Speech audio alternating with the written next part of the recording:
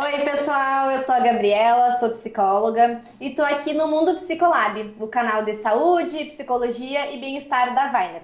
Vocês nos encontram no YouTube, no Spotify e hoje eu vim aqui com o meu convidado super especial, o Anderson Siqueira, que ele vai compartilhar com a gente um pouquinho de como é o trabalho com a população LGBTQIA+. Mas antes disso, quero apresentar um pouquinho, do teu roteiro. O Anderson é psicólogo clínico, formado pela PUC, especialista em terapia cognitivo-comportamental, terapeuta do esquema, mestre e doutor em psicologia pela URGS, membro do Grupo Weiner, professor, supervisor, escritor, tu é de tudo um pouco, né? Então eu vou pedir para tu te apresentar, passo para ti a palavra para a gente já seguir com a nossa conversa. Oi, Gabriela. Oi, pessoal, tudo bom? É um prazer enorme estar aqui com vocês e, olha, não tem muito o que dizer além disso, né? Eu sou psicólogo, atendo presencialmente aqui em Porto Alegre também de forma online. E também, acho que uma coisa que é legal dizer, eu sou o fundador do projeto Vozes Afirmativas, que é um projeto de networking de psicólogos que fazem parte da comunidade LGBTQIA+. Que a ideia é construir esse espaço de acolhimento dos profissionais, mas também de poder trocar experiências, trocar também, né? Tem alguém que me veio me procurar e eu tô com a agenda cheia, tô precisando de alguém que eu possa confiar. Perfeito. Então tá sendo um trabalho bem interessante. Perfeito. Compartilhar também os desafios nessa trajetória, né? Que não são poucos. Eu imagino. Então tá, vamos lá. Eu queria saber como é que tu chegou nesse público-alvo, como que é pra ti o trabalho em psicoterapia para uma população que tu também faz parte, uma população pequena, né, e que sofre de diversas formas. Então a gente também parte do princípio de que, ok, vão haver várias demandas que a gente vai trabalhar enquanto psicólogos, inclusive essa, né? E que ela não pode ser de maneira nenhuma negligenciada, né? Sim. Então eu queria ouvir um pouquinho de ti, como que é pra ti trabalhar dessa forma, o que tu vem vendo de desafios, onde que tu foi encontrando também caminhos possíveis pra ir atuando da melhor maneira possível. Tá, uma pergunta complexa, vamos lá. Eu acho que tudo começou com a minha paixão pela TCC, né? Porque lá na PUC, quando eu tava na graduação, eu tive professores maravilhosos de TCC e uma das coisas que mais me encantou no TCC foi a parte de psicoeducação. Então eu acho que esse processo que me encanta da TCC, de poder criar conteúdo, de traduzir as coisas para os pacientes, foi uma coisa que sempre me encantou muito. E eu comecei a tentar trazer isso para minha prática. Eu me formei, daí eu comecei o mestrado, o doutorado. Eu não trabalhei com a população LGBT no mestrado e doutorado, por mais que no meu grupo de pesquisa, que era o CEP-RUA, eu fui orientado pela professora Silvia Helena Koller, a gente tinha alguns alunos que trabalhavam com isso, eu admirava muito, mas eu acho que uma coisa que eu ainda tinha era muita insegurança de me colocar nesse papel como terapeuta gay. E eu acho que isso é uma coisa importante, assim, nada como uma boa terapeuta, acho que ajuda bastante. Mas ter conseguido ir aos pouquinhos, eu acho que assumir esse papel e perceber o quão importante era, assim. Porque é muito comum a gente ver os pacientes dizendo assim, eu faço terapia, gosto muito da minha psicóloga, mas eu sinto que ela não me entende naquilo que eu gostaria, de dizer, ou até às vezes vergonha, porque tem algumas coisas da comunidade, das vivências da comunidade, que talvez quem não está dentro da comunidade tem dificuldade de entender. Então eu comecei a perceber que seria muito importante começar talvez a assumir esse papel. E daí, ali no início da pandemia, também todo aquele processo de, como é que eu posso dizer, digitalização do nosso trabalho, eu também comecei a construir a coisa da minha identidade visual como profissional dentro do Instagram e tudo mais, que é uma coisa super nova, Eu até tava, enquanto a gente tava conversando antes de começar a gravar, eu tava lembrando, porque eu lembro na época da PUC, e na PUC a gente tinha muitos professores da psicanálise, eu lembro dos professores dizendo, e era bem no início do Facebook, assim, a hora que a internet estava começando a se desenvolver, os professores diziam, não, porque psicólogo não pode ter Facebook. Que psicólogo, se tu tá num restaurante e o teu paciente chega, tu tem que levantar e ir embora. E tipo assim, não, Mas a gente fica com esse pensamento, ainda mais no início da carreira, tipo, será que eu devo, será que não devo? E daí eu acho que eu comecei a ver que não, que na verdade quanto mais a gente se mostra, claro, tem uma técnica, mas quanto mais a gente consegue imprimir o nosso jeito na técnica, a coisa funciona melhor. E daí eu comecei a ver o quanto é importante ser essa pessoa que vivencia sua sexualidade, que fala sobre ela de uma forma aberta. E isso foi me aproximando a trabalhar cada vez mais com esse público e trazer conteúdo para que as pessoas pudessem se sentir à vontade de falar, mas também se sentir representadas. Eu acho que esse é um ponto importante. E isso foi fazendo cada vez mais, né? Eu criar conteúdo no Instagram, daí isso foi fazendo, né? Já estudava bastante, estudar cada vez mais. E as pessoas também vinham me perguntar, e daí vinham com perguntas muito difíceis, daí a gente tem que estudar mais ainda sobre isso. E cada vez mais está sendo, né, o meu foco de trabalho como um todo, assim, trabalhar com a população. Claro, eu não atendo só a população LGBT, mas tem sido, assim, acho que quase 80% dos meus pacientes hoje são dessa população e eu fico muito feliz de poder estar ajudando a comunidade que eu faço parte, né? Perfeito. Conforme tu foi falando, eu fui pensando, tá? E eu acho que, na verdade, é algo pra gente ir pensando e construindo juntos. Tu até comentou, né? Poxa, fazendo terapia ali, que bom que tinha uma ótima psicóloga junto contigo, né? Porque quando a gente vai atender um público que é um público que a gente também se encaixa, tu, enquanto vivência, também passou por dificuldades enquanto homem gay, né? Numa sociedade que é majoritariamente homofóbica, né? Então, o quanto tu trabalhar com pessoas com demandas tão sensíveis que possivelmente podem ter sido demandas tuas em outro momento da tua vida, né? Como que a gente faz? Porque agora tu mesmo falando, poxa, a gente vai pra restaurante e tudo mais, se tinha esse estereótipo de que psicólogo tem que se levantar, tem que ir embora, não pode, né? E hoje em dia, algo que a gente também vem desmistificando muito é até a própria questão da autorrevelação com os pacientes, é trazer exemplos da nossa vida, demonstrar que a gente também é ser humano, Claro, né? Que a gente não é uma entidade que tá ali com detentores do saber, né? Então a gente também se desregula, a gente também tem nossos problemas, os nossos desafios, as dificuldades da vida mesmo. E sendo um homem gay, essa pode ter sido sim, ou não, dependendo do contexto, mas pode ter sido um grande desafio para ti também, né? E como que é trabalhar com um público que tem conteúdos sensíveis que para ti também foi uma demanda em um outro momento, né? E nesse momento também, né? Porque eu acho que isso é uma coisa importante, né? Às vezes quando a gente tá no início da carreira, a gente pensa, como é que eu vou ajudar uma pessoa que tá vivenciando uma coisa parecida com a minha? E a vida é assim, a gente, né, como nós somos humanos, a gente tem demandas semelhantes. Claro que é importante a gente trabalhar em terapia para diferenciar o que é meu, o que é do outro. Exatamente. Mas acontece. Eu acho que é muito interessante a gente ver isso, assim, por quê? Claro que eu acho que acho que é interessante dizer, eu tive uma vivência relativamente tranquila, assim, né? Eu acho que eu consegui olhar pra mim e dizer, tá, é isso aí mesmo, quando eu tava ali no final da minha adolescência, né?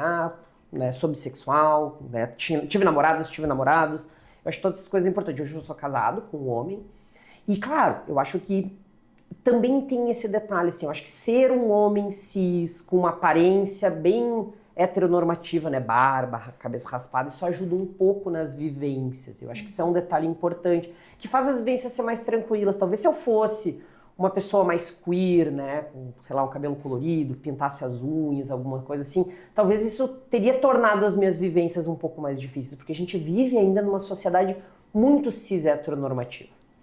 E eu acho que isso muitas vezes acaba sendo um dos maiores sofrimentos da nossa comunidade, que é crescer num ambiente que diz que a gente é errado. Né, que a nossa existência não deveria existir, ou que a gente deveria ser mais discreto, que a gente deveria ser mais quieto, que a gente não deveria sair de mão dada na rua. Então todas essas coisas são sofrimentos muito grandes, e ouvir isso desde criança é muito difícil, né? Que a gente tá falando de esquemas, né?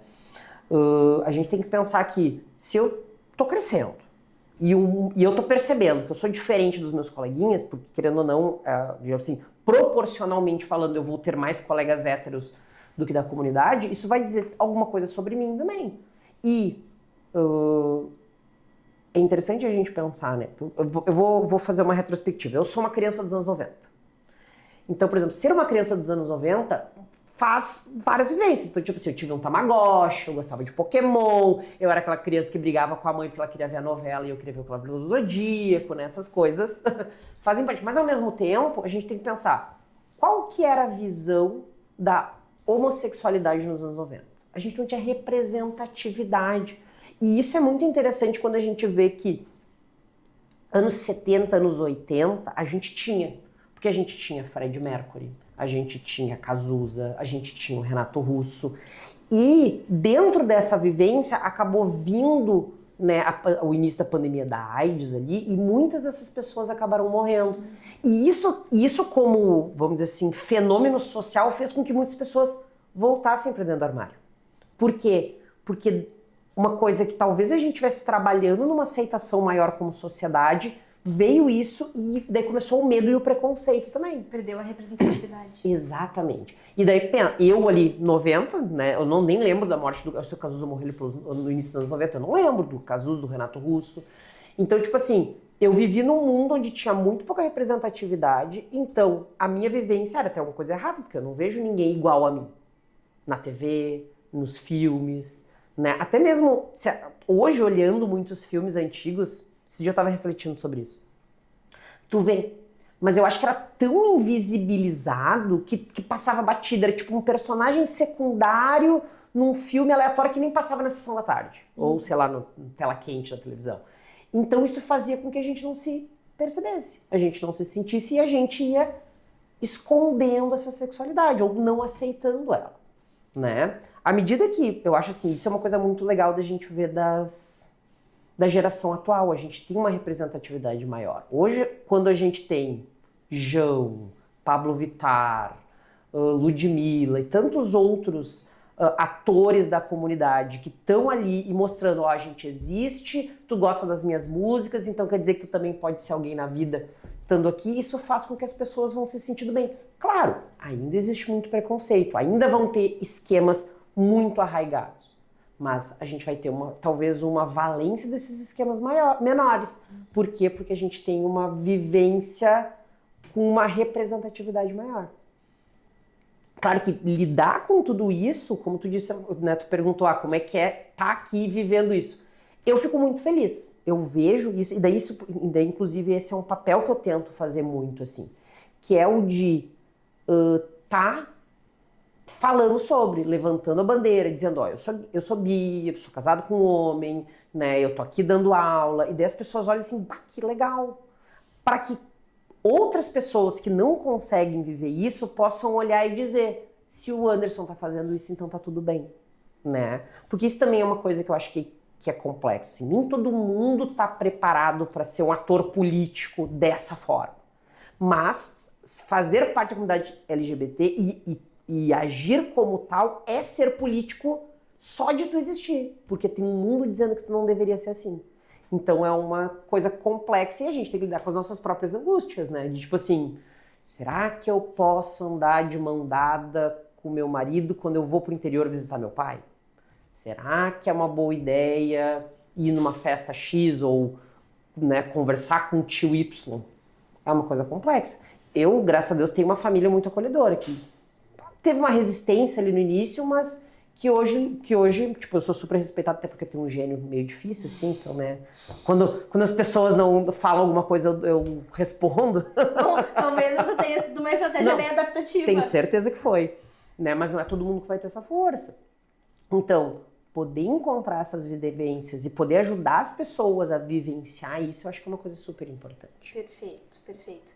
E pelo que tu vai trazendo, né, em relação ao teu público-alvo, assim, até mesmo nas redes sociais, tu atende essa população, mas tu também conversa com psicólogos, né, que se consideram dentro da população LGBTQIA+, e que muitas vezes vão enfrentar desafios justamente o que eu trouxe pra ti antes, né? Poxa, eu sou uma mulher bi e como que eu faço pra atender ali uma pessoa que tá talvez trazendo essa mesma demanda, sendo que eu tenho as minhas inseguranças, né? E eu quero poder ajudar essa pessoa, mas eventualmente as nossas dificuldades, os nossos desafios vão se cruzar e vão ser muito parecidos, né? Então, o quanto essa sensibilidade do conteúdo pode sim trazer, até ativar os nossos esquemas, claro, né, enquanto terapeutas, mas esse vínculo que tu vem construindo de psicólogos dentro da comunidade, que estão trabalhando juntos, que estão atendendo pessoas da população, o quanto isso também vai fortalecer a comunidade de psicólogos, sim, dentro da população LGBTQIA+,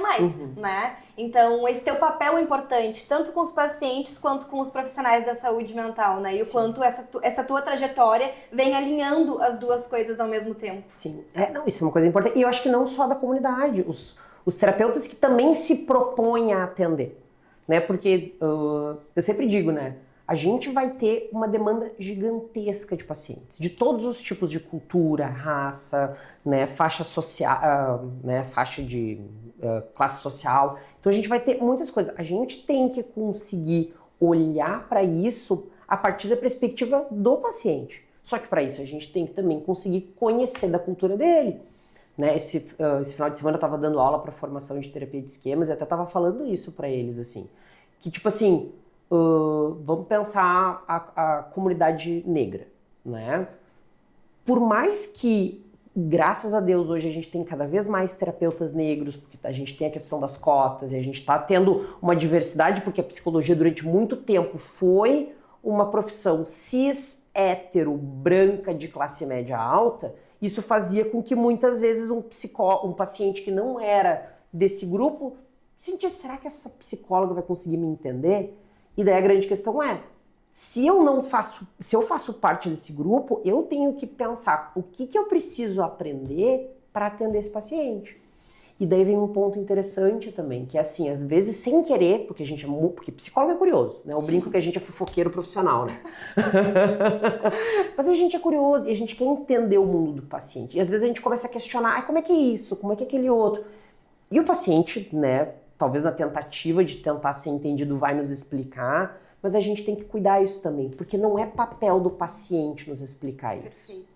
A gente tem que ir pro Google, a gente tem que ler, a gente tem que pesquisar, porque senão a gente vai estar gastando o tempo do paciente para tirar nossas curiosidades sobre a cultura dele, né? Então, é aquela coisa de conhecer, de entender, de estudar sobre para a gente conseguir cada vez mais atender, seja eu parte da comunidade ou eu não fazendo parte da comunidade, né? Porque como, é aquela coisa, eu não preciso ir o oncologista não precisa ter tido câncer para eu confiar nele. Claro. Ele estudou e sabe tratar um câncer, né? Talvez a questão ali de acolhimento emocional seja melhor quando teve, mas não precisa. E a gente não precisa passar por todas as possíveis situações que cada um dos nossos pacientes, né, passaram para poder trabalhar com eles. A gente precisa estudar, a gente precisa entender.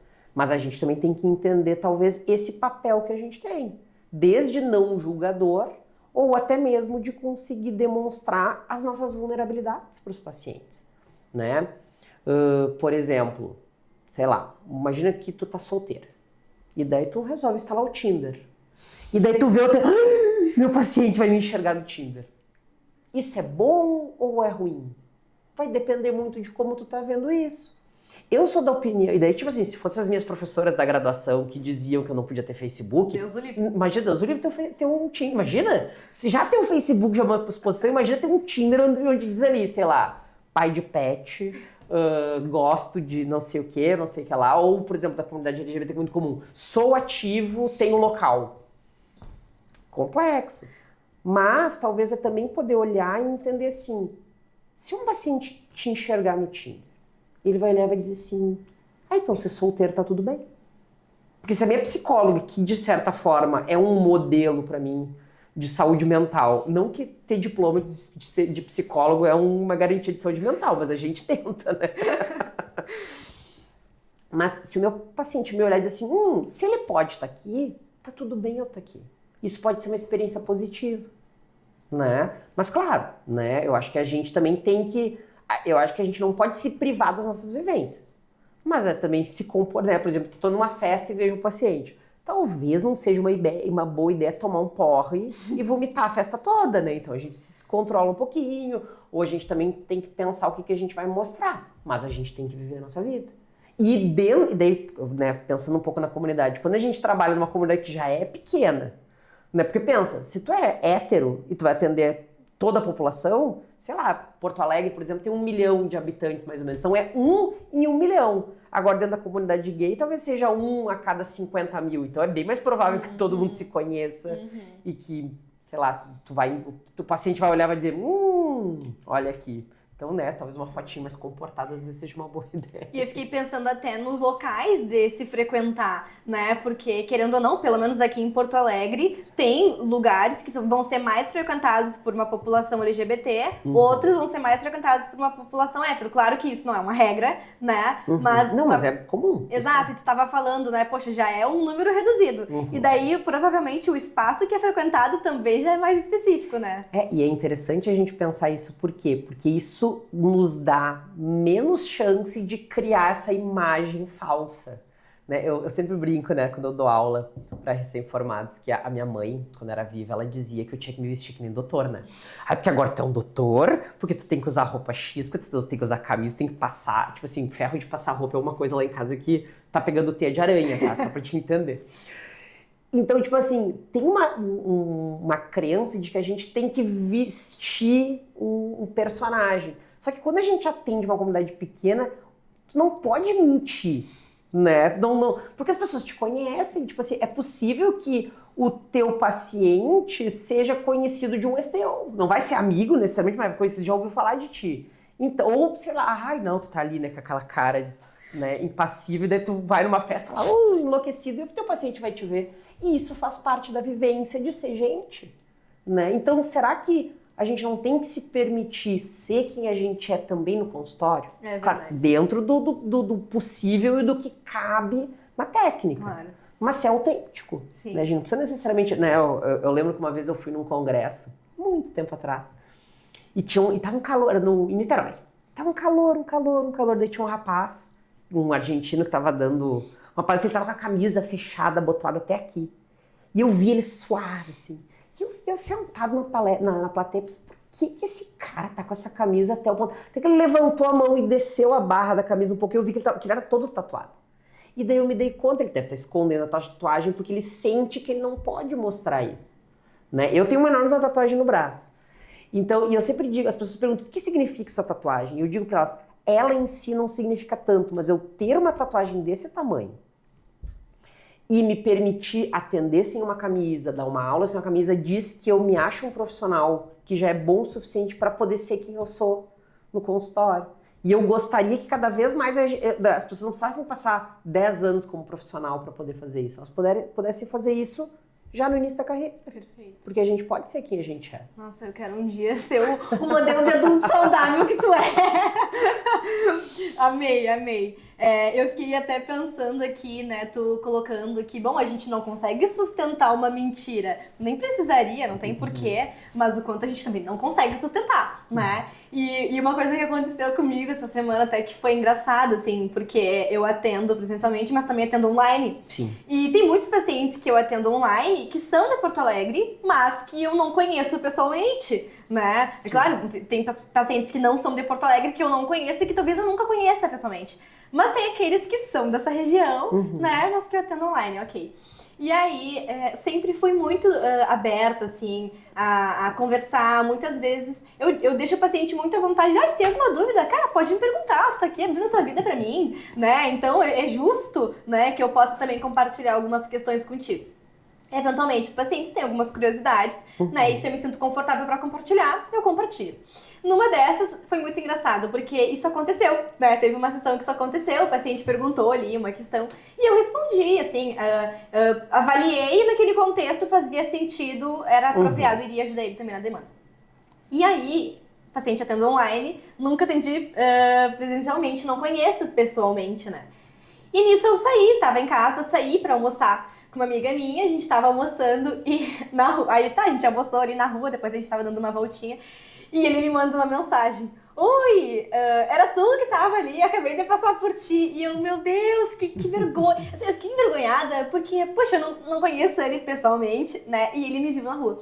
E aí, mas claro, assim, muito tranquilo, né? Não tem problema nenhum. Mas eu fiquei pensando no que tu trouxe. Não tem como a gente sustentar uma mentira. Porque por mais que a gente atenda o paciente online, ele vai passar pela gente na rua eventualmente, né? Vai ver alguma coisa, vai colocar na internet, vai descobrir. Nós somos curiosos, os pacientes também são, né? E o quanto pode ser muito frustrante para eles descobrirem algo que a gente tivesse de alguma forma omitido, né? Claro que a gente não precisa, não tem esse dever de abrir tudo, né? Assim como para qualquer outro Às tipo vezes de nem faz relação. sentido. Exatamente. Assim como para qualquer outro tipo de relação, eu vou avaliar, olha, quero compartilhar, não quero compartilhar, faz sentido, não faz sentido. Na relação terapêutica também, né? Mas o quanto deve ser frustrante se o paciente eventualmente descobrir algo e ter criado uma ideologia sobre a gente e ver que aquilo é diferente, né? E que talvez nem faça sentido com o paciente. Porque a gente tem que ter essa responsabilidade também de, bom, tava conversando, acho que foi até com a Vicky, se eu não me engano, no nosso último episódio, e ela disse assim, eu amo os meus pacientes todos, e eu tenho que amar os meus pacientes mesmo, porque se eu não amo, eu não consigo trabalhar direito. E eu fiquei pensando, eu também amo os meus pacientes, sabe? Às vezes demora mais o vínculo pra acontecer, mas de maneira geral eu amo todos os meus pacientes, me preocupo com eles, penso neles dentro do que é saudável pra mim também, mas amo eles, né? E o quanto a nossa relação permite que a gente possa compartilhar muitas coisas, né? E esse modelo de adulto saudável que a gente pode passar para eles, essa relação mais aberta que a gente pode também. Poxa, eu também já passei por isso, olha só, né? Sinto muito, eu sei que é difícil mesmo. Às vezes a gente não tem uma solução pro problema que ele tá trazendo, né?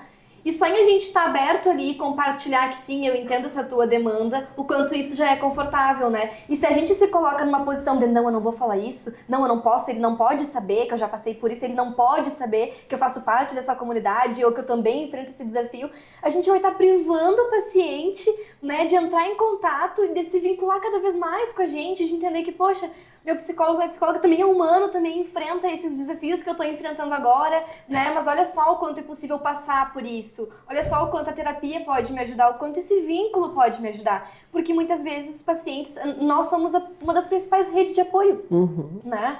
Então, se o paciente puder contar com a gente, puder contar pra gente o que ele passa, e a gente puder, de alguma forma também, se sensibilizar em relação a isso e dizer, poxa, eu tô contigo, sei como é, né? Talvez em outro lugar ele não tenha isso. Talvez seja o único lugar no contexto atual dele que ele tenha a possibilidade de ouvir isso de alguém, né? E o quanto é importante a gente não privar ele dessa relação e dessa partilha, né? Claro. Claro que é sempre uma coisa que a gente tem que levar, tipo assim, analisar o quanto essa autorrevelação ela vai ser importante pro processo terapêutico, ou quanto é uma necessidade nossa de falar, porque às vezes também acontece, né? A gente é humano, a gente erra, a gente também às vezes está precisando de mais uma sessão de terapia na semana e não se dá conta, então é um ponto importante, né? O quanto vai ser construtivo para a relação, e eu acho que essa é sempre uma reflexão que a gente tem que fazer. Mas os pacientes sabem mais da gente do que a gente imagina. Eles procuram nossos nomes na internet,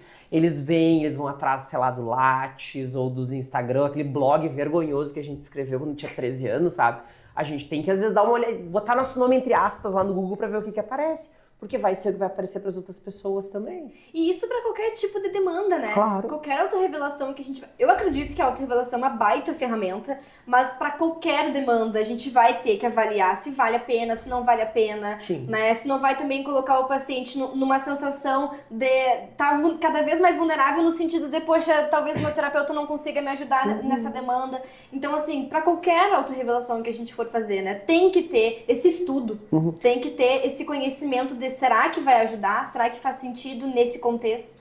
E nem sempre a gente vai entender. E esse é um ponto importante. Vai ter muitas vivências do nosso paciente que a gente vai estar ali dando suporte emocional, mas a gente não vai saber como é que está vivenciando exatamente aquela situação. Né? Por exemplo, eu sou um homem cis, eu tenho pacientes trans, e daí eles vão me trazer certas situações que eu não tenho nem como... Tipo assim, eu imagino como é que é. E esse é um ponto importante da gente, às vezes, também ter humildade, essa é a palavra. De ter humildade de dizer, eu não sei como é que é passar por isso. Sim. Eu só posso imaginar, mas eu tô aqui para te ajudar a lidar com isso. Sim. Fazer parte da comunidade LGBT não te dá subsídio suficiente para atender aquele paciente. Não, no geral, nos dá trauma, né? São vários. Mas subsídio vão dar alguns, mas não vou dar, porque também tem coisas que eu tenho que estudar. Né? Porque, por exemplo, uma coisa é eu vivenciar isso como pessoa. Por exemplo, o estresse de minoria, que é todas as questões estressantes que acontecem não por eu ser gay, mas pela sociedade não dar conta dessa vivência. Agora, outra coisa é eu entender isso teoricamente para conseguir utilizar isso dentro do meu processo psicoterápico para ajudar meus pacientes a lidar com sua homofobia internalizada, lidar com se eu devo ou não contar pro meu tio que é homofóbico que eu tô casado. Então todas essas coisas são super importantes. Né? Isso é uma coisa que eu falo sempre, assim. Por exemplo, eu tenho, querendo ou não, o meu Instagram se tornou um espaço de referência e muita gente vem conversar comigo. Ai, quero sair do armário, não sei como eu faço, o que tu me diz? E daí eu sempre falo, a primeira coisa que eu pergunto pra pessoa é, quantos anos tu tem? Né? E por que essa pergunta? Porque vamos dizer que seja um jovem de 13 anos. E daí ele me diz, minha família é de um contexto muito conservador e eu tenho medo de sair do armário e ser expulso de casa. E daí eu digo, talvez tu não esteja num espaço seguro para sair do armário. Porque, né, como eu disse, a minha vivência foi tranquila, mas a de muitas pessoas não é. E imagina um rapaz, uma menina de 13 anos sendo expulsa de casa. Qual vai ser a alternativa que ela tem? A gente não tem uma rede de apoio, a gente não tem uma rede de políticas públicas que vai conseguir absorver isso. Então, muitas vezes, por mais sofrimento que seja, ter que né, esconder certas partes nossas, às vezes a gente vai ter que fazer isso até criar esse ambiente seguro, até o teu emprego, ganhar dinheiro suficiente para sustentar e daí dizer, eu sou, não me aceitam, eu consigo dar conta da minha vida. E isso também é uma coisa que às vezes a gente tem que conseguir ajudar os pacientes a lidar com isso, né? Porque tem contextos que a gente não está seguro, infelizmente. Perfeito, exatamente isso.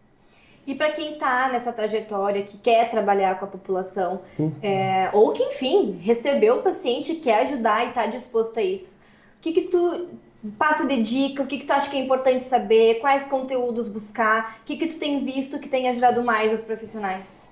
Bom, eu acho que a primeira coisa é humildade, né? É entender que a gente não vai saber tudo, né? E daí, por isso, humildade, ponto 1, eu não vou saber tudo. Segundo passo, curiosidade, né? A gente poder olhar e poder buscar informações, ler materiais, né? Procurar livros, acho que todas essas coisas vão ajudando a gente a conseguir, né, se aprofundar um pouco mais numa vivência que é difícil.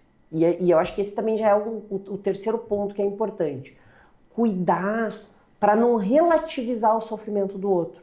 Porque às vezes a gente vai... E daí isso entra eu como parte da comunidade também, como eu disse. Para mim foi uma vivência.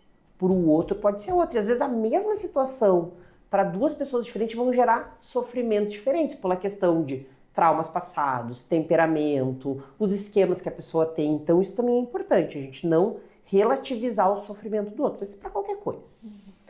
Daí, eu acho assim, se tu não faz parte da comunidade, talvez um ponto importante também, se tu tá começando a atender o paciente da comunidade, é entender a comunidade. Tentar entender qual que é a cultura, né? O que as pessoas leem, ouvem, quem são os artistas, como é que funcionam os aplicativos de relacionamento, porque é muito diferente. E é diferente também dentro da própria comunidade. Então, por exemplo, tu pega um aplicativo que é mais focado na população lésbica, é diferente o uso dos aplicativos da população gay. E poder entender essas diferenças também nos ajudam a olhar e tentar entender o sofrimento do paciente. Porque, por exemplo, quando um paciente gay chega pra nós e diz assim, eu sinto que os homens só querem transar. E daí tu pode chegar e dizer assim, tu me permite olhar como é que é o teu perfil no aplicativo? E daí tu vai abrir o aplicativo, às vezes a pessoa se objetifica, ou, por exemplo, que é uma coisa muito comum às vezes acontecer. Porque os aplicativos da comunidade gay, eles são meio de gueto, assim. As pessoas, elas querem estar ali, mas às vezes elas não querem que os outros saibam que a pessoa está ali. Então é muito comum ter perfis com pessoas sem rosto, ou perfil sem foto, e daí a pessoa diz assim, toda vez que eu mando uma foto de rosto para as pessoas me deletam. E daí a pessoa não... Daí eu normalmente faço esse questionamento do paciente, que é assim, a gente tem uma tendência a idealizar o outro. E quando a gente não vê uma foto ali, as pessoas vão achar que tá o Brad Pitt. E daí elas vão esperar o Brad Pitt. E às vezes não é. Eu não tô dizendo que o meu paciente é feio, bem pelo contrário, né? Às vezes o cara é muito bonito, mas ele não é o Brad Pitt. E daí quando a pessoa olha e ela tá idealizando uma coisa, ela vai excluir, até porque, querendo ou não, hoje a gente tem uma tolerância à frustração desse tamanho, né? Então, é também poder, às vezes, encorajar o paciente de poder vivenciar aquilo e não ter vergonha do que está vivenciando. Mas é uma construção, né? Poder ajudar esse processo, assim. E, né, eu acho que também é importante, que é uma coisa que também para todos os pacientes, mas eu acho que para a comunidade LGBTQIA+, é importante, é ajudar os pacientes a criar rede de apoio. Por quê? Vamos fazer um comparativo em relação à comunidade negra. Se tu é uma criança negra e sofre um racismo no colégio, tu vai chegar em casa, tu vai falar para teus pais e teus pais vão entender do que tu tá falando. Por quê? Porque o racismo, o preconceito racial, ele é uma coisa que ele é compartilhado pelos membros da família. Se tu é uma criança negra, provavelmente, se tu não for adotado, mas provavelmente, tu vai ter um pai negro e uma mãe negra, ou uma mãe negra e um pai branco, mas tipo assim, eles vão entender o que é isso. Agora, quando tu é uma criança gay e sofre um ataque homofóbico na escola, teus pais não vão saber, porque no geral eles são pessoas héteros. E assim, vamos partir do pressuposto que são pessoas muito bem intencionadas. Eles vão tentar entender, mas eles não vão saber o que é aquela vivência. E, de novo, quando são bem intencionadas, às vezes elas são mal intencionadas, e daí a criança não vai sentir nem a vontade de levar esse assunto para dentro de casa, porque imagina se meu pai descobre que eu sou gay. Né? Então esse acaba sendo um ponto. E daí não é incomum que, além de ter uma ocultação da identidade, que é uma estratégia de coping desadaptativa, às vezes a gente vai usar outras estratégias desadaptativas. Uso de drogas, né? Às vezes sexo desprotegido, porque é o único tipo de sexo que me foi permitido, sexo, o único tipo de relacionamento que me foi permitido até agora foi essas experiências clandestinas. Então tudo isso vai criando estratégias de coping disfuncional que também afastam as pessoas, né, tanto dos héteros quanto às vezes dos homossexuais, dos outros homossexuais. Então a gente também tem que conseguir ajudar os pacientes a se entender como são, talvez poder dar conta disso e poder encontrar esses espaços onde ele pode ser quem ele é. Principalmente porque quando a gente tá precisando esconder alguma coisa e a gente acha que se essa coisa for descoberta, a gente vai ser abandonado, negligenciado ou violentado, a gente vai ficar muito hipervigilante em relação àquilo. Então, é tipo, sei lá, imagina que tu te abaixou e rasgou tua calça. E daí tu tem que chegar até em casa. Tu acha que todo mundo tá vendo um rasgão no meio da tua bunda, e talvez seja uma coisa muito discreta. Mas tu fica hipervigilante em relação àquilo. Mas isso é uma coisa que a gente pode resolver. Agora imagina uma coisa que é tu e tu tá tentando esconder. Então a tua vida vai girar em torno de esconder aquilo. Mas a questão é que talvez se tu abraçar, que é essa, eu acho, o grande objetivo da terapia com pacientes que têm essa dificuldade, é conseguir abraçar essa identidade e poder aproveitar o lado bom disso. O lado bom que são vários, que é poder encontrar um amor, que é poder encontrar o acolhimento dos amigos que vão aceitar, ou também poder se afastar das pessoas que são homofóbicas e poder se permitir fazer isso sem culpa. Afinal de contas, é uma dor muito grande não ser aceito. Então todas essas coisas é a gente ajudando o paciente a poder vivenciar isso de uma forma mais leve. É fácil? Não, mas nada é fácil, né? Então eu acho assim, quem está querendo trabalhar com essa população tem que estar muito consciente desses processos, né? De que a sociedade é homofóbica, de que as famílias muitas vezes vão ser homofóbicas, que às vezes os nossos próprios pacientes vão ser homofóbicos consigo mesmo. E a gente vai ter que fazer esse trabalho para conseguir mostrar para o paciente que não tem nada errado com ele, mas tem muita coisa errada com a sociedade. E esse trabalho eu acho que é o que faz a gente conseguir criar esse mundo melhor. Baita reflexão, Anderson, nossa.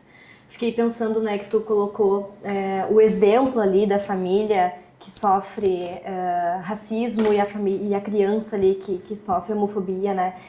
A criança vai chegar em casa e muitas vezes ela é violentada na escola de diversas formas e ela chega em casa e ela é violentada também, né? Então, a gente sempre tenta construir um lar que seja um lar saudável, um lar que eu possa voltar para casa, me sentir confortável, me sentir protegido, né? É isso que os nossos pais deveriam nos dar. E muitas vezes as pessoas chegam em casa e, na verdade, elas são violentadas novamente, né? Então, é claro que é uma estratégia super adaptativa não contar, né? Eu quero me proteger, afinal de contas eu já estou sofrendo bastante lá fora.